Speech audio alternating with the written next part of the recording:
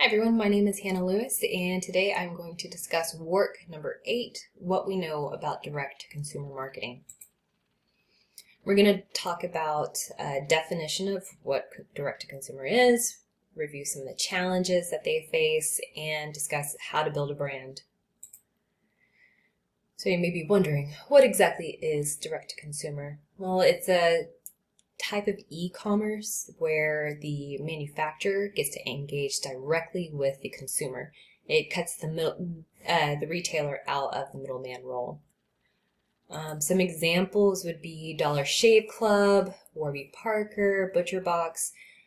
These have been popping up everywhere since the pandemic, and basically I believe WARC referenced a Kantar survey where they discussed how 80% of respondents are pursuing a direct-to-consumer marketing strategy moving forward. So that's a huge movement from traditional retail to direct-to-consumer. Direct-to-consumers can be a great source of first-party data and create a consistent experience for the customer. But there's a little bit more to it than just setting up a website. They have to be invest in multiple fields all at once, and that includes technology, supply chain, operations, data, and analytics. Additionally, cost for marketing has increased significantly. Historically, direct-to-consumers use digital ads to reach customers. Well, those have more than tripled since the pandemic, and just making it really difficult for the direct-to-consumer to reach a new client base. On top of that, there are extra privacy settings that are being implemented by companies such as Apple, where they are doing a great job protecting user privacy, but it makes it difficult for the direct-to-consumer marketing to track the success of any ad campaign because they can't get that information back on the user. On top of that, shipping costs have gone through the roof to the point where many of these direct-to-consumers, which typically engage with offshore manufacturing, they're having to consider bringing manufacturing back to the United States, which does incur a huge cost, but in the long run, it could actually be a smart move on their part, despite the costs. One way that a direct-to-consumer can overcome the challenges that I just highlighted would be if they really invest in developing a digital identity. And a digital identity can build a deeper direct-to-consumer engagement and provide valuable experiences and services. WARC points out that this can help build brand trust with the consumer and simultaneously give the brand greater access to customer data and insights. And considering the privacy settings that we just discussed, that's a huge game changer. So regardless of what Apple does, if you have a good digital identity, you can continue to engage directly with your clientele and be successful and still gain insights, and they're willingly giving you that information, which is even more valuable. Additionally, direct-to-consumers need to consider more than just millennials as their audience. They need to cast a wide net because, Gen X and baby boomers, they're still playing a huge part in our economy. WARC pointed out that 41% of annual consumer spend was from that 55 and up demographic. And to put that into dollars for you, that amounts to roughly $3.3 trillion annually in spend from 55 and up, which is a huge number. Direct-to-consumers should try to market to multi-generational families just to get a bigger part of the audience that's out there. They also need to invest in bringing their brand to life, and that means create a brand that's more of a lifestyle in a sense. And what that's going to do is increase engagement with audiences with similar attributes and help establish greater brand loyalty. So the pandemic, as we all know, it's changed virtually every aspect of our lives, and marketing is indeed included in that. Direct-to-consumer brands were poised for success during the lockdown, while traditional brand giants really had to struggle to compete. PepsiCo decided to build their own direct-to-consumer campaign where they launched a pantry shop website, and they sold snacks and beverages directly to the customer. They would just ship from manufacturer to the household.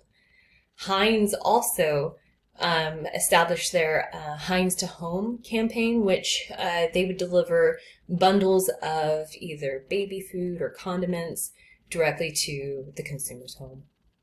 And so far, it seems like both organizations are still continuing with this direct-to-consumer effort. And what's interesting is if you peruse their website, you'll notice that they're following more of a direct-to-consumer strategy than your traditional brands. So they've started to limit the amount of options available online rather than adding every item that's under the brand umbrella.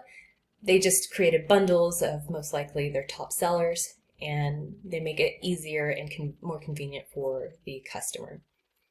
They're also working on mastering the digital space by developing their websites. They're very user-friendly, kind of engaging. It's easy to build your bundles and get your free shipping, and it's following all the standards that direct-to-consumers typically do.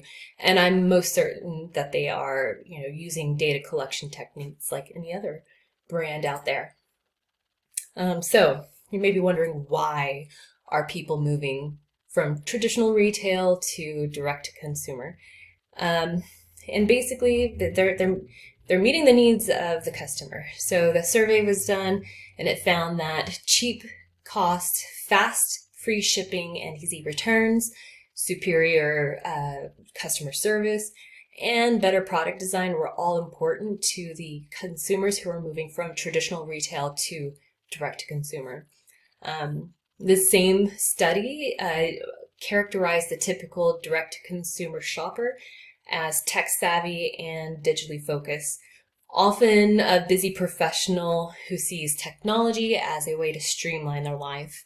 And coincidentally, direct-to-consumer brands are often data-driven, customer-focused, effective marketers who also add an ethical component, which pairs nicely with the typical consumer.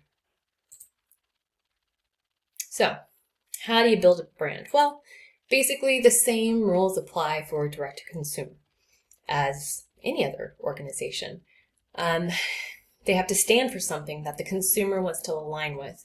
They need to use data to increase loyalty and have a consistent personality in all their communications, consistency in the manner and tone of voice.